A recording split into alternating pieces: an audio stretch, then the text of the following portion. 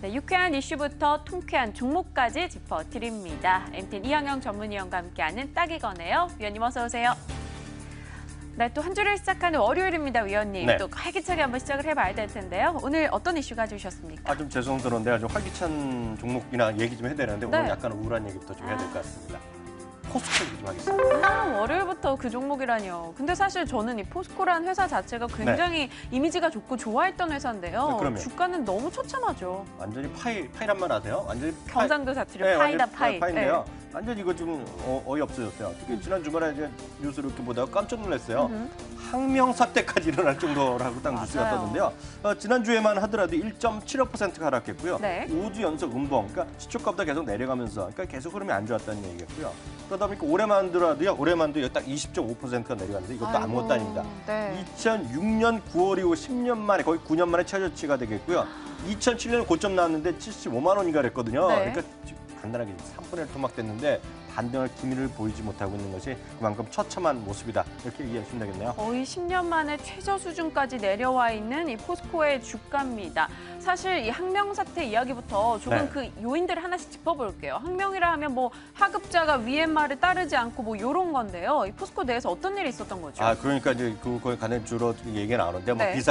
포스코가 비상 경영을 5월달에 선언하고 가치 경영하고 미얀마 가스는 하고 경영진과 뭐 대우 인터내셔널을 매각을 얘기했는데 네. 결론은 뭐냐면 대우 인터내셔널 매각을 추진했는데 잘 안 된 거예요. 지금까지 얘기가. 네. 그러다 보니까 뭐냐면 좀 알짜배기 자산을 좀 분리해서 매각하자 얘기가 나온 모양인데 그거 다 설인데요. 그런 네. 얘기가 나오니까요.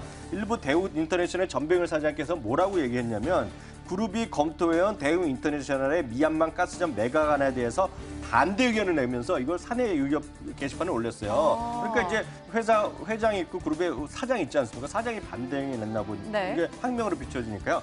포스코의 전직 임원 한 분이 인터뷰를 통해서 한 언론과 인터뷰에서 그대로 얘기를 했는데요. 1968년 포스코 창사 이후 네. 47년 역사에서 항명이라는 말은 이번에 처음 들었다. 이 얘기까지 나오니까요. 상당히 좀 머리가 아파진 네. 거죠. 그러니까 우량 자산만 분리해서 매각한다고 얘기하는 설이 나오니까 그거에 목숨 걸고 있던 대우그룹 출신의 대우 인터내셔널 많이 들어가 네. 계실 거 아닙니까? 이분들이 완전히 적극적으로 반대하는 얘기가 나오는 것이고요. 이러다 또 파장이 확대되니까 뭐 홍보 관련된 분들이 몇 명 또 뭐 그 보직 해임된 것도 있던 모양이에요.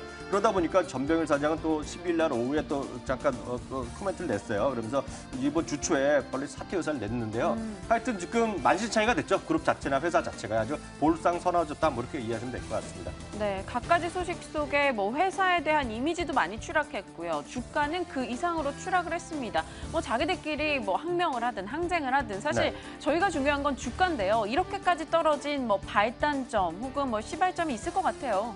이게 뭐냐면 좀 역사 좀 이해하셔야 되겠는데요. 네. 현대차 그룹이 한보철강을 인수한 게 2000년 중반이 되겠는데 네. 그러면서 고로산업에 진출했습니다. 고로산업이라는 게 우리 시청자분들 아시는 분 계시겠지만 그 꺼지지 않는 고로 해갖고요. 네. 철강석을 해갖고 이제 완전히 열해갖고 냉연강판에 이제 그 아주 순수한 그 철을 만들어 생산하는 네. 건데요.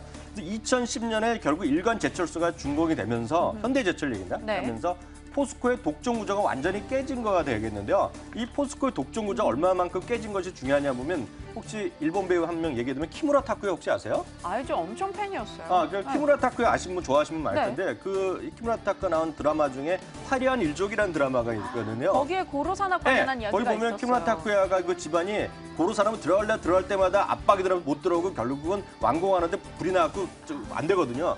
그만큼 고로산업이 중요한 건데요. 그래서 현대차 그룹에서는 돌아가신 정주영 회장도 이거 하려다 했는데 그때마다 정부 당국의 압박으로 못 되는 건데 정몽 회장이 이루었다 그래갖고요. 현대차 그룹 대단하게 홍보를 했는데요.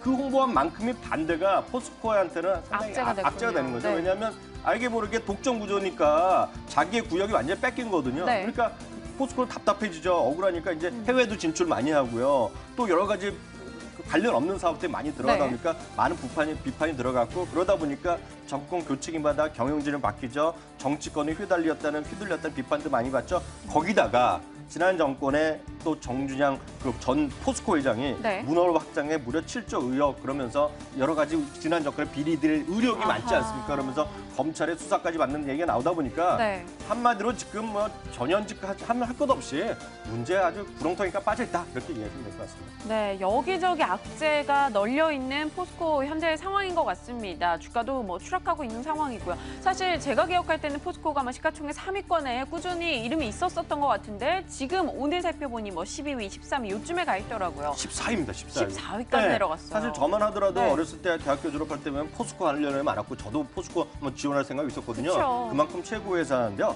지금은 워낙 싼 거는 맞는데요. 근데 보니까 포스코에 대한 기업 분석 의견은 오늘 현재 쫙 나온 거 제가 다 깔끔하게 정리해봤는데요. 네. 대신증권, 하이, KDB, LI, 신한 해갖고 우리나라에서 모든 증권사는 매수 의견 갖고 있고요.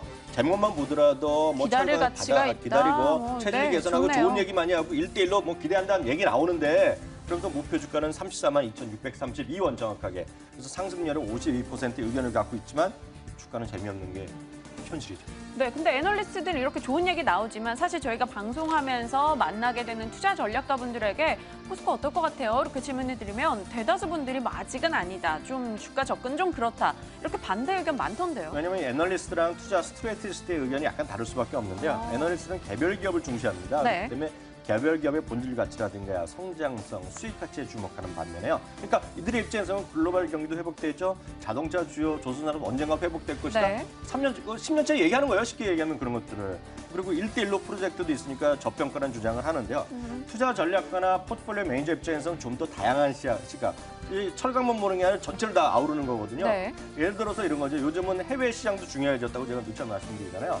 지난주에 우리나라 면세점이라든가 화장품 일부 빼놓고 다 안 좋았거든요. 네. 근데 보면 지난주에 일본 주식이 난리가 났어요. 특히 일본 주식 중에서도 시세이도 아시죠? 네, 솔직히 화장품. 아시죠?